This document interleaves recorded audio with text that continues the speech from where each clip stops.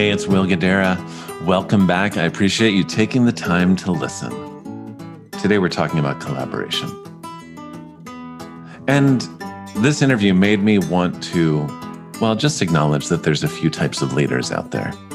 First, there are always the leaders who believe that they have all the good ideas.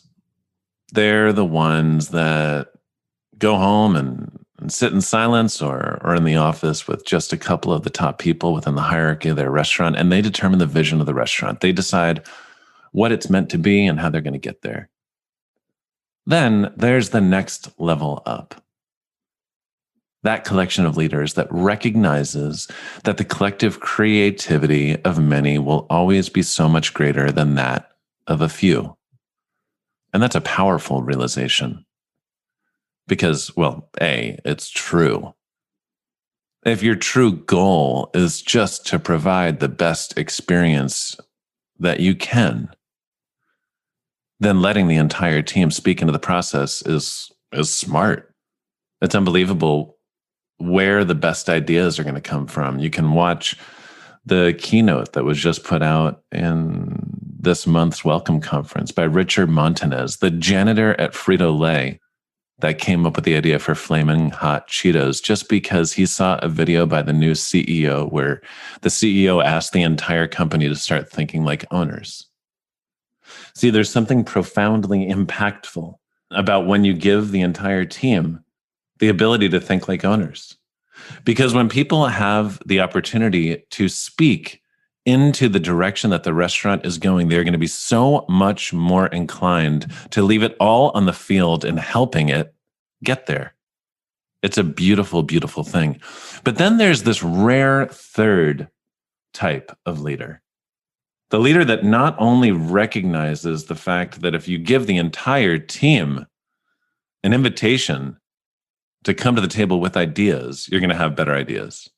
That everyone on the team is going to work that much harder to make sure that those ideas are successful. But then the person that when they are honored for that idea, for the impactfulness of it, for the creativity of it, that they do not hog the spotlight. Those leaders that are so confident in their own personal contributions that they jump at the opportunity to scream from the mountaintops in telling the world that that amazing idea was not theirs. That give credit where credit's due. Because the moment that someone is publicly affirmed for their creative input to the restaurant, they are going to be that much more inclined to continue coming up with better and better ideas, and the sense of pride and satisfaction that comes from knowing that they're being recognized for their contribution.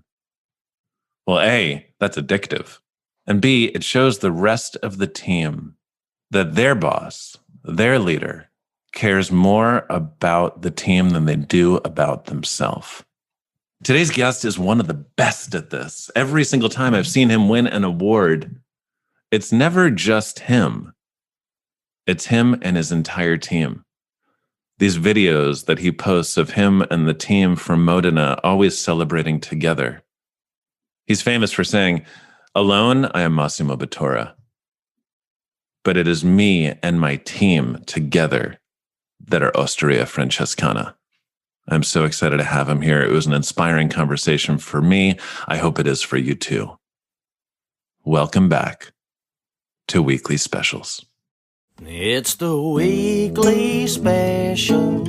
You do, do, do, do, do. Weekly Specials.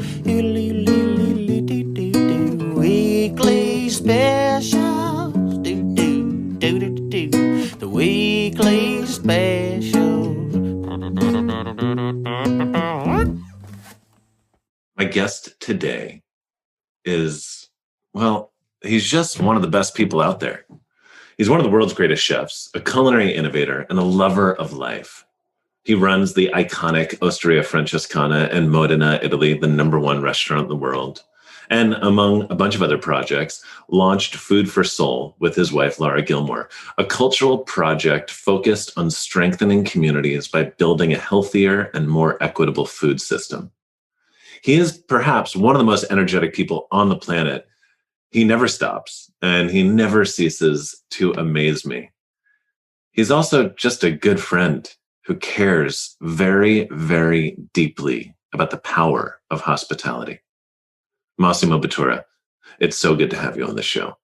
Come on. Don't even say. So, okay, we're talking this month about collaboration. And I reached out to you because with so many of the things that you do, you embrace that. You've always embraced it. And I believe that collaboration is more important now than ever, but it's always been a part of how you've approached everything with the refectorios, with Osteria Francescana, with your relationship with the dining room, with how you develop menus. And so I just want the world to have a chance to hear how you think about this stuff. And I think perhaps the best place to start is with the new menu, with a little help from my friends that you reopened the restaurant with. And you talk about collaboration, the name of it, with a little help from my friends, is just beautiful. And then the idea that during quarantine, so many people stopped innovating, but you and your team kept working together. And so I'd love to hear about the menu, how you guys developed it, how you worked with the entire crew and all of it. So in Osteria Francescana, as you know, as everybody knows, I always said by myself, I'm Massimo Bottura. With my team, I'm Osteria Francescana. So this is extremely important. My team is my family. I always treat them like that. During the lockdown, in the team in Modena, we are 103 people.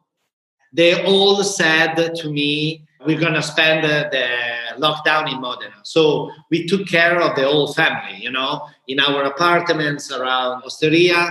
We were hosting them. We were taking care of the food, salaries and everything. Just a little thing, from our government, I didn't receive one penny. So I took care with the company of every single person in Osteria. Maria Luisa, Franceschetta, and Food for Soul. So this is one point. Very amazing. Point. And real quick, because I just want to say there's a lot of people who talk about their teams as family. And over the past 6 months, they've just let their teams go. Yeah, that's the worst thing ever. Because for me, my team is my future. Yes. And so if I want to have a future, I need to keep my team close to me. Yes. And so what we start doing, we start in the first week of the lockdown, I start doing things that I didn't have time for in the past 15 years to do, like ordering all my vinyls, for example. Yes. I have 20,000 vinyls and I need the space between A, B, and C. So at the A, B, and C, to make a space, I had to take like a group of vinyl. They're part of to move the vinyl and not to move the whole 20,000. So I want to move the Beatles, but I wasn't sure the Beatles, they could fit into the giant section. The giant section, it's about Bob Dylan, Charlie Parker, Billie Holiday, these kind of people. So everyone listening at home, I just want to make sure you're acknowledging the fact that in addition to everything else, Massimo has extraordinary taste in music. Just if you just heard what he just rolled out there. So, but at one point, I had like Sgt. Pepper's Lonely Heart Club Band, the vinyl in my hand. And I said, fuck, from pop to psychedelic, in the middle of in the most extraordinary success, they decide to change everything. And the cover, it's unbelievable. Yeah. So I immediately, with my iPhone, I shoot a picture of Sgt. Pepper and I spread to the whole team. I share with the team this cover. And I said, guys, you have 1 week. As soon as I take care of you, I want you to give me some vibes about what it's the meaning for you of Sgt. Pepper's Lonely Hearts Club Band. Like 80% of them, 20, 21, 25, 26 years old, they didn't even know what it was, So first thing I said, don't even try to look at Wikipedia, and copy what they write. So I want your interpretation of the cover of the magazine. 1 week, I received so many beautiful words that I said, oh my God, this is amazing. This is such a great potential. So you have a couple of weeks to transform everything into edible bites. And they did. They did. It was okay. It was extremely creative, but extremely creative. And at that point, I was working much more during my lockdown than I usually do. That is kind of almost impossible, but I swear it was incredible because doing kitchen quarantine with Alexa she was so demanding and it was crazy. But at least we won a Webby Award, you know. Yeah. Me, Alexa, one iPhone and Pyjama Charlie. But, okay, by the way, so back to there. At that point, we start meeting in the weekend in Maria Luigia because we felt we had to do something for nurses and doctors of the intensive care. So we start cooking special Sunday lunch for them, you know. And in the meantime, we were there. I started in my head this idea of changing the old menu because in my mind, I had this idea that after a lockdown like that, people need some comfort food, not too pushy, you know, feel very.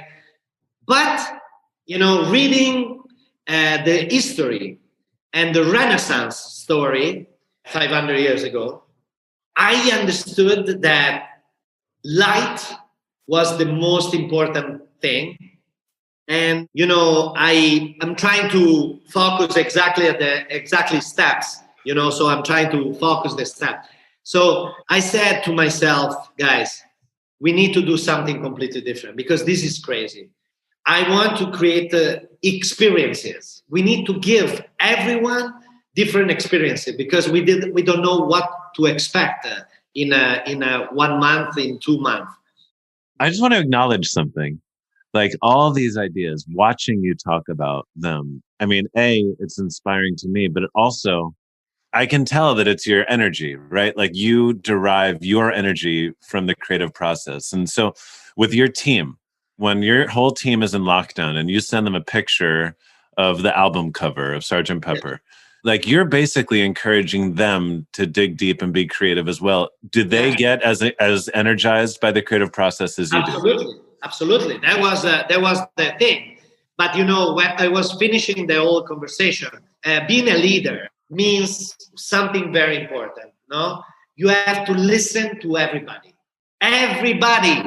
You know, on my experience, and 19 years old from north of England with Italian food in his heart, can come down and work there as a stagiaire and create the most amazing thing. I always keep the door open for the unexpected. So I give everyone the possibility to express himself.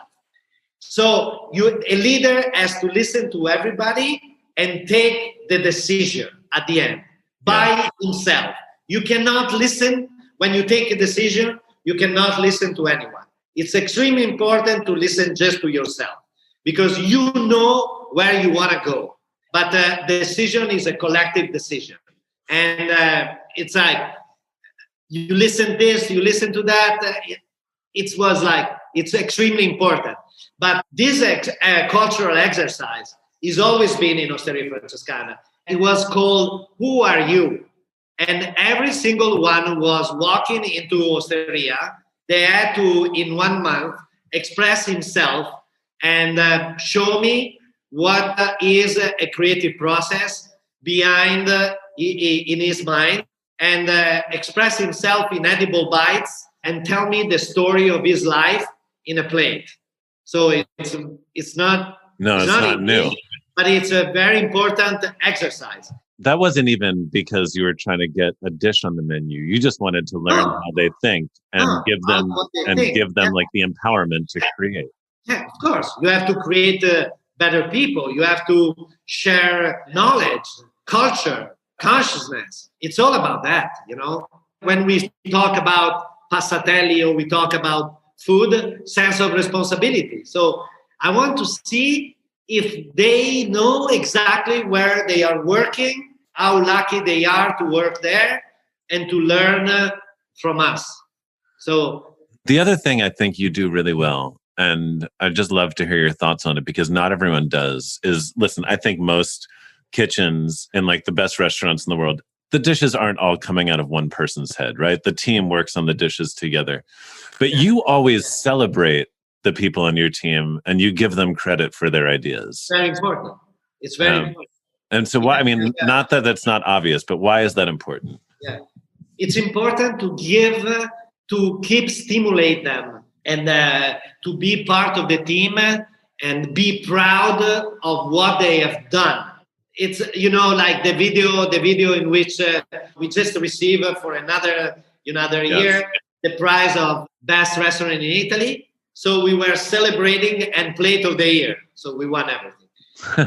So congratulations. Thank you. So the dish of the year is a collective dish. You know, it's called "We Are All Connected Under One Roof." It's about dumpling. So think about create a dumpling and serve a dumpling in Modena. You know, it's like, oh my God, it's a sacrifice. It's something they're gonna burn me in the main piazza. You know, I was Massimo Bottura. You know. So a dumpling that Choi, the chef de partie de pasta courses, he has very thin fingers, and he creates this very thin pasta for dumpling that is disappearing in the palate. It's unbelievable. He's a guy from Taipei, and he has this in his DNA. Yes. Jessica from Canada, she was cooking this pork belly, lacquered with maple syrup, smoked for 16 hours in a very cold temperature. You have no idea. This pork belly from black pigs in Modenese pigs are like the most delicious, unbelievable pork belly you can ever imagine. That we ground and we mix with the clams from Venice, because there's a woman who works with these farm clams, and the best clams in Italy are from up there. So I put together those clams. They're like that we have the opportunity to have, because the production is very limited, big and juicy, with pork belly and clams, New England clam chowder. So I asked Taka. Taka said, I want to do the New England clam chowder. So Taka was preparing a New England clam chowder without any butter, cream, nothing, just precise flavors with clam juice, starting with clam juice and pork belly left over from there. And we are serving this dumpling filled with pork belly and clams with New England clam chowder on top. That is to die for. Well, okay? And I think, first of all, that sounds amazing. And second of all, this is what I love about everything you're saying is, okay, does it make sense to do pork belly dumpling with clam chowder at Osteria Francescana? And you're saying, yeah, absolutely, because it represents the people on my team, and my team is Osteria Francescana. Yeah, that's why the menu is with a little help from my friends. It's the most revolutionary menu for a chef in the world, because I'm stepping back on stage and I say, hey guys, come in. We are all on the same team. Show me what you can do, and I'm gonna tell you where to go. So it's a very important creative exercise that involves the whole team. You know, you play soccer, you are Maradona, you go in the field. Think about Messi, Messi and the Argentinians. They go and they play and they didn't win anything because they play for themselves. They don't play for the team. And even if you have Messi, you don't win anything. And this is the worst thing you can do. The most creative people, the most talented people, they have to be part of the team. They have to be the team. So that's very revolutionary. Yeah, and I also Lucas understood this. Huh? Yes, no, for sure. Actually, I can tell you a secret, but don't tell anyone. You know what he did? He asked Jessica to go to his place in Saint-Tropez, the Batière de Munière, to make and to fix the breakfast as Maria Luisa. But don't tell anyone. No. I said yes. Go. Don't worry, I won't tell anyone. I'm gonna share with the pastor for sure. Hey, I want to underline something you said, because for people listening, I think it was a really important, nuanced point. You said we all contribute ideas, but at the end of the day, one person does need to make a decision. And it's the most important thing. Otherwise, Will, it's going to be, an anarchy. Yes. But like this is like, straight. You know exactly where to go. You have a vision and you have to involve everyone. I don't care if my farmers, they don't know anything about contemporary cuisine, but I want them to understand what I'm doing.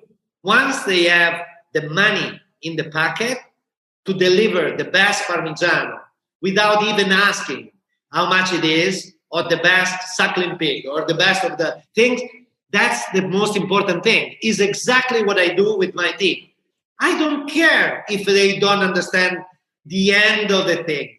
But if I have the best cutters, Japanese who can pick the perfect fish, the guy who can manage the best sauce ever with a sauce that is created with flavors and water instead of butter. Yes. The best chocolate guy can really break the border between sweet and savory and acidic and things. You put together the team. You pick the right people. They can play there, but they can play even defense when we need to play defense. But once we know exactly where to go, we can score in every moment because we are the best team. I love that. I really do, man. And winning and losing, you can do together. You have to do it together. Because when you win, is a double satisfaction. Because you are doing together, not by yourself. When you lose, is half of the, when you're disappointed. It's much less depressing when you have a shoulder to cry on, when you have your team. We can do it tomorrow. Let's do it better next time. And so it's about the team. That's very important. It's beautiful, man. And I think the thing about it's almost this balance between how like your team wants to be a part of the process, but they at the same time, they crave leadership. And if you can invite them into the process while also still giving them conviction in your leadership, that's when the most beautiful things happen. Yes, that's very important. Very important. Bernardo is in Dubai. He's managing 60 people right now in Torno Subito in Dubai. And he's doing such an amazing job because he has learned step by step. 7 years in Francescana, 2 years in opening a restaurant in Istanbul, back after all the terrorism, back to Modena, restore Franceschetta, leave Franceschetta to Francesco, go to Dubai, manage the whole team, but with the mind in Modena. Yes. His mind, it's like Francescana mind. So it's like create a leadership, create leaders. It is very, very important for us. So can we talk about the refeitorios a little bit? Because in the pandemic, right? Yeah. It's brought with it so much more food inequality around the world than even before. Yeah. And you've been working on this for years. But A, I just want to hear what you've been up to with the refeitorios. But B, it's another display of how you always pursue collaboration, because in every city, you're working with other people and you're teaching each other and you're learning from each other and you're inspiring each other. So can you just tell me what's going on with the refeitorios generally? The refeitorios are better than ever right now. They're all active, super active locally. Like think about Paris. in Paris. All the French chefs, they were part of the opening and the first month. They are like connected by JR and Maxime, the chef at the refectory in Paris. And during the whole lockdown, still now, every night, they deliver between 3,800 and 5,000 meals a day. Oh. All the refectorios are incredibly active because they are doubling, tripling all the numbers they were doing during the normal service, because they are like just packaging, preparing, packaging, and deliver. So yeah, there are like between Modena, Bologna, Milan, Naples, Rio de Janeiro, London, Paris, Merida, Lima. We are sending out every night so many thousands of meals that you have no idea. But they are active and they are happy and they are part of this whole world. But the best part is this: Gaston Acurio, Virgilio, and Micha with Diego Munoz, they wrote to me. They said, okay, chef, don't worry about the refectory in Lima. We will take care of that. So this is the community. These are the chefs. These are the people. They want to be part of all this. Because since the beginning, I said, we are the revolution, not me. We, all together, we can make a big change in history. And we can really show there's a humanistic revolution on culinary revolution in history right now. That is one of the most important revolution of the last 200 years in the culinary world. We are much more alert about soil, about farmers, about not waste, fighting food waste, fighting social isolation. Through what? Through hospitality. Yes. Listen, welcome. You are welcome. Come here. We're going to take care of you. The place is beautiful. It's full of art, of design. It's full of beauty. Beauty can rebuild the dignity of the people better than anything. The beauty of the service, the beauty of hospitality, the beauty of art is the same. Beauty is something so important. I think hospitality, at the end of the day, is making people feel a sense of belonging. And you do that at Osteria. And like every time I've heard you talk about the refectorios, the thing I'm most inspired by is you're saying, why can't we give that same sense of belonging, the same beauty, the same deliciousness, the same graciousness in a refectorio as we do in a 3 Michelin star restaurant? Exactly the same. It's the same thing. It's exactly the same thing. I posted a video on my Instagram of U2, Bono. They were like serving food during the whole service in Paris. And then with the guitar, they start singing. No one knew who they were. And they all part of this whole happiness, joy, party, stay together, you know. You said something before that I want to make sure people didn't miss. So the Lima Refectorio is the most recent one to open, right? Yes. And so in the meantime, we are working in the one in 119th Street. Which I'm so excited for. And I want to be a part of that. Yeah, New York, finally! We're gonna do that. Oh, listen! I have a new idea for that. Okay. We're gonna keep in the middle of the whole room. We're gonna keep the stage. There's a little stage because our pastor is so good on singing. So we're gonna keep the stage there. The church is upstairs. So he was so into the project that you have no idea. So the stage is gonna be there, and we're gonna be in Harlem. We will involve the all Black community, especially focus on the Apollo Theater guys. And we want all the artists to come there and sing for them, for all these people. I love this. That's so New York. That is New York. So good. You know that I'll be there.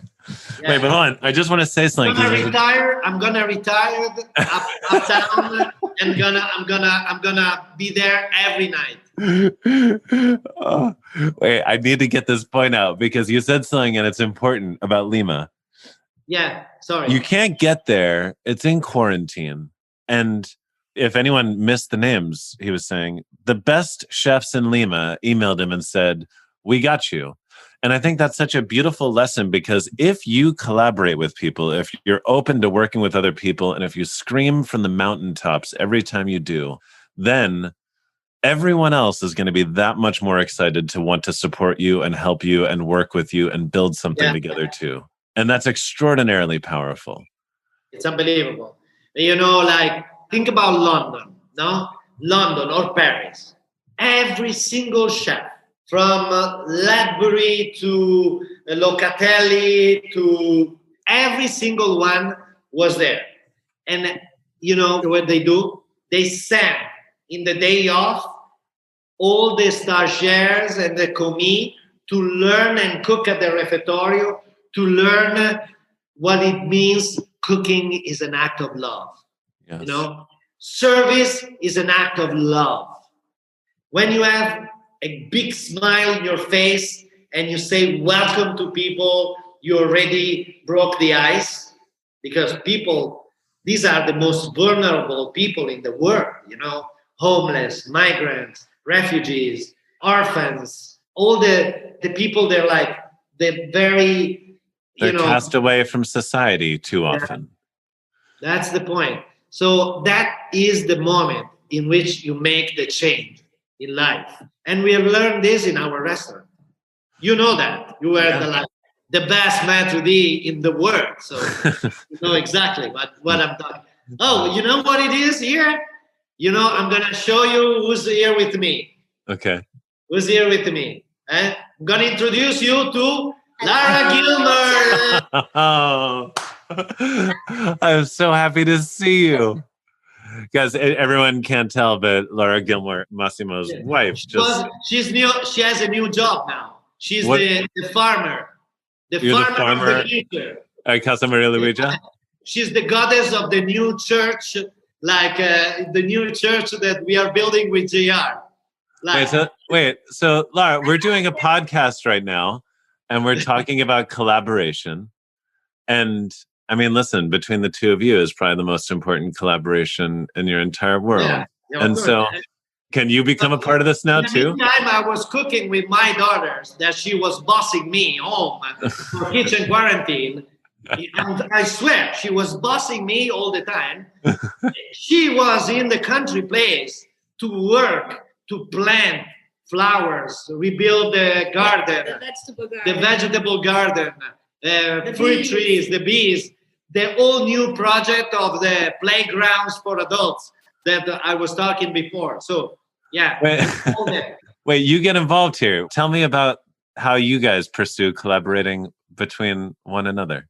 We're talking about the power of collaboration during this moment in our experience around the world. The power of collaboration is about really like trusting each other, but also pushing each other forward. So maybe I have a vision that's a little bit different than Massimo's, and I start working on that, and then he'll come and see what I'm working on, and all of a sudden he'll see a dish, a plate, a way of looking at the world slightly different, and then I'll come into Francescana and see what the guys are working on in the kitchen, whether it's a concept or a theme, and we keep working off each other. So working parallel, but also having our own vision about how we see the future. And I think for us, collaboration is always that idea of you have a point in the future, and how are we going to get to that point in the future? Not every path is the same.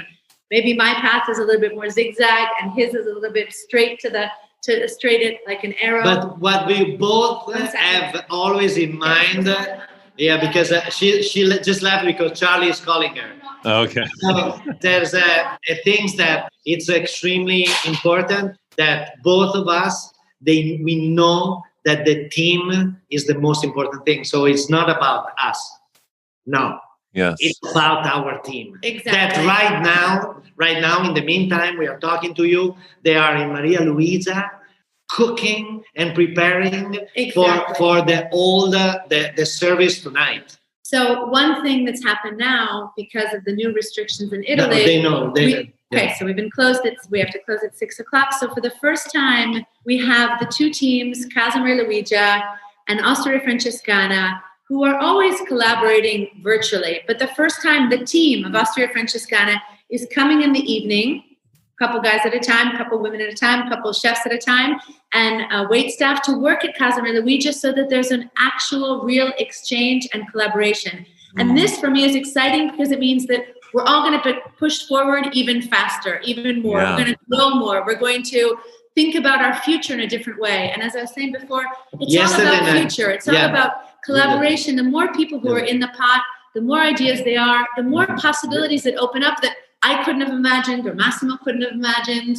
But, yesterday night in a service we had, the chef de partie at the appetizer, cold and hot, in Francescana was washing dishes the whole evening. In Casa Maria Luigia. And in Casa Maria Luigia. And I said, Pasquale, are you washing dishes? It's so relaxing. I love it. I said, remember that me, Taka, Davide, Taka and Davide, they learn from me. But I've learned from Lidia Cristoni, my first chef in Osteria del Campazzo 36 years ago. When we didn't have one penny, we were like washing dishes. And I was the first one who was giving the example, you know? And I've learned from there. I've passed to Taka and Davide, and Taka and Davide, they passed to everyone of the team. So, man, I love that. They're amazing because they take you out of yourself and they bring out the best. If I don't have someone I'm working with, I'm only half myself, because when I'm working with someone else, you bounce off ideas, you realize where your weaknesses are, you find the strengths in others, and all of a sudden this amazing energy comes up and things happen that you could never expect. That's my opinion. No, I love that. I think the other thing that what you guys are saying is, we've talked about this, like you need to invite everyone to be a part of the process. You need to celebrate them when they come up with good ideas. There does need to be one person that makes the decision. But the thing that comes first before all of that is... Because I was distracted. She was like... No, I know. No, I know. It's very important. Because no, but hold on. But making decision, everyone is going to be a mess. It's going to be anarchism. It's not what we want. But in addition to that, when you just talked about the teams like coming together for the first time this week, you just reminded me of something that I think you both do so beautifully, which is you can't collaborate with the people on your team unless you first really pursue having authentic relationships with them. Like, it's truly a family. And when it feels like a family, then people's greatest talents are unlocked. And you can't take a shortcut there. No, but to me, one of the best things that ever happened to us was the reopening of every restaurant. In June. Yes. We reopened after 3 months, and you have to see the chefs there, like from Taka, Davide, Francesco, Jessica. They were like every single one had, put something very special. And, create these new things. And let's do barbecue as we do breakfast in Maria Luigia. Let's do the new menu, but let's change it. You have to see, this afternoon, we are already in the process to create, with a little help from my friend, autumn style. So we have totally brand new dishes. And on Instagram, on WhatsApp, we were like chatting, I was here in Modena with Davide and Taka. Jessica was in Maria Luigia with Luca and Fernando. They were trying the new cod that is going to be as the cod we did for the opening, but instead of being a green curry full of fresh herbs from the spring, it's going to be a red curry full of leaves from the autumn style. And it's going to be if I'm wrong, I'm right. It's been called like the dish. Oh. You have to see how beautiful the dish is coming out right now. And it's a collaboration between two different kitchens. They were chatting to each other this afternoon. Unbelievable. On WhatsApp. To your point, Will, I have to say that through this crazy time that we've all been living through, I think that the lockdown and the quarantine really tested our relationships and our family bonds and gave us new ways of communicating with each other, because we weren't seeing each other. We weren't working in the kitchens together, but we were talking on the phone. We were chatting on Zoom. We were sharing ideas and recipes through pictures and images. Massimo and I decided with our daughter and our family to do kitchen quarantine, also just to show all of our team and our chefs that we were there for them as well. And so in a way, it helped us create even stronger bonds. And I have to say, not that I ever want to repeat that again, coming back to work together has been one of the most amazing experiences that we ever had. So, well, it's almost when something is taken away from you, you learn to appreciate it in a whole new, beautiful way. And when relationships aren't something that you can just coast through because you see each other every day, but you have to pursue with intention, that makes them even more deep and meaningful. And I love that. Hey, Massimo, I love you so much. And I appreciate you giving me so much of your time. And it's just nice to see you. And I can't wait to come and have pizza at Casa Maria Luigi.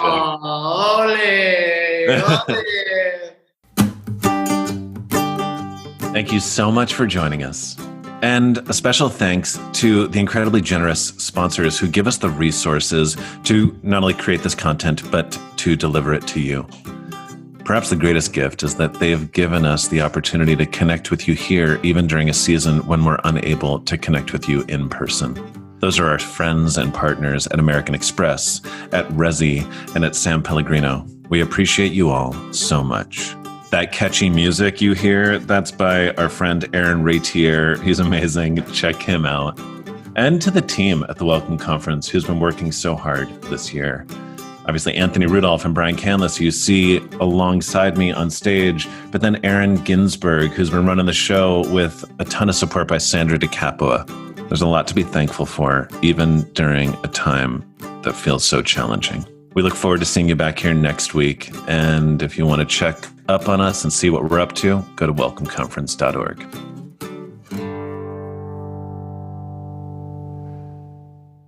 It's the weekly special.